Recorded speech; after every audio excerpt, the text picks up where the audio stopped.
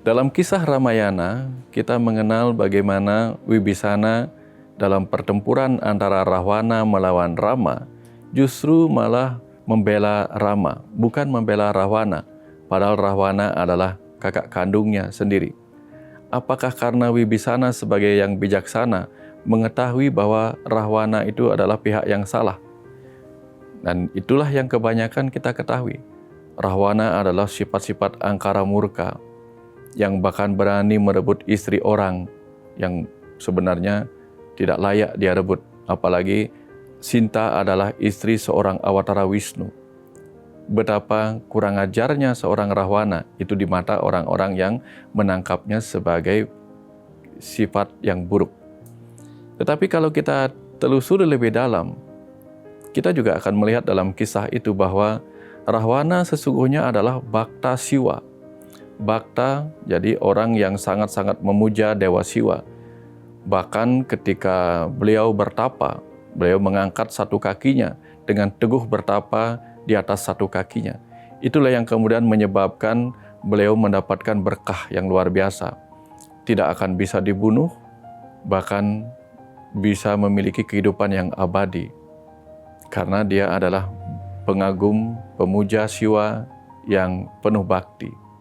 Jadi dari sini kita lihat bahwa Rahwana adalah orang yang sebenarnya suci. Bahkan dia anak seorang resi pula. Nah, kenapa kemudian orang-orang menggambarkan Rahwana sebagai pribadi yang buruk?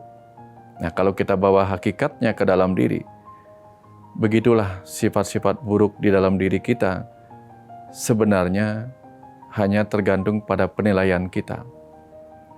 Ketika sifat-sifat buruk kita ingin menguasai tubuh kita seperti Rahwana ingin menguasai tubuh ini atau Sinta, sebenarnya ada tujuan baiknya di situ. Misalnya, ketika ada ambisi dalam diri kita ingin menguasai tubuh untuk mendapatkan tahta, mungkin saja tahta itu ingin dicapai untuk membangun negara misalnya, ingin mensejahterakan rakyatnya sendiri, seperti halnya Rahwana ketika ingin merebut Sinta. Maka Rahwana di Alengka dikenal sebagai raja yang penuh kebaikan. Berbeda dengan Rahwana di mata rakyatnya Rama. Nah, begitulah sifat-sifat yang kita kenal sebagai ambisi, sifat-sifat yang kita sebut buruk dalam diri kita, kadang-kadang itu sebenarnya sesuatu yang bermanfaat. Ketika orang ingin merebut cinta, mungkin saja itu sebenarnya sebuah usaha yang besar untuk mendapatkan apa yang diinginkan. Ya. Bahkan kalau kita membaca buku Sitayana, karya Ibu Cok Sawitri, di sana kita akan melihat bagaimana Rahwana justru orang yang sangat-sangat baik. Kenapa baik? Karena dia adalah pribadi yang walaupun memerangkap Sinta, tetapi Rahwana tidak pernah memperkosa. Tidak ada keinginan Rahwana untuk memperkosa Sinta ketika ada dalam penjara yang dia buat di istana Alengkapura. Artinya apa? Seburuk-buruknya seorang Rahwana, dia tidak memperkosa Sinta yang ditangkapnya. Sebaliknya, kita temui banyak orang di kehidupan ini berani memperkosa wanita-wanita lain yang bukan haknya. Jadi bahkan kita temui banyak orang yang bahkan keburukannya melampaui Rahwana. Nah, setiap hal buruk selalu mempunyai sisi baik yang perlu kita tiru. Dan tubuh yang ikhlas mengikuti ambisi itu adalah karena dia memang menginginkan sendiri. Kita menginginkan segala kegemerlapan karena kita melihat betapa mengagumkan kemewahan itu. Jadi ambisi itu hanya menggoda. Selebihnya semua keputusan ada pada tubuh kita. Seperti halnya Rahwana menunggu keputusan Sinta, apakah dia mau menerima tawaran Rahwana apa tidak. Nah, godaan-godaan ambisi, godaan-godaan sifat negatif dalam diri kita hanyalah godaan. Tergantung apakah tubuh kita akan mengikuti godaan itu, atau dia akan teguh bertahan pada apa yang menjadi visi dan misi jiwa. Dia teguh menjaga apa yang menjadi tujuan perjalanan hidup Rama atau jiwa ini.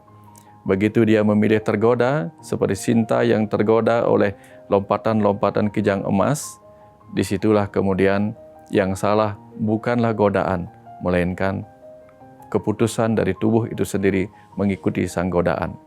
Nah, dari sini kita bisa merenung bahwa suatu ketika nanti kapan ada godaan-godaan muncul dalam kehidupan kita, pelan-pelan tutup mata ketika melihat kemewahan yang menggoda. Tutup telinga ketika mendengar bisikan-bisikan yang menggoda untuk kita berbuat yang tidak baik pada kehidupan ini. Rasakan bahwa jiwa kitalah yang sesungguhnya berkuasa atas tubuh ini, bukan rahwana yang akan memimpin tubuh kita ini untuk mendapatkan kemewahan-kemewahan yang pada akhirnya akan menjerumuskan perjalanan jiwa kita tidak pada visi dan misi yang benar, tetapi pada neraka yang penuh angkara murka ini. Kedepan kita akan mengupas lebih dalam lagi kenapa Wibisana membela Rama dan bukan membela Rahwana kakaknya. Karena di dalam diri Rahwana juga ada kebaikan, tetapi di dalam diri Rama ada jauh lebih banyak kebaikan yang layak untuk diikuti oleh mereka yang bersifat Wibisana atau mereka yang bijaksana. Sampai jumpa di video berikutnya. Terima kasih.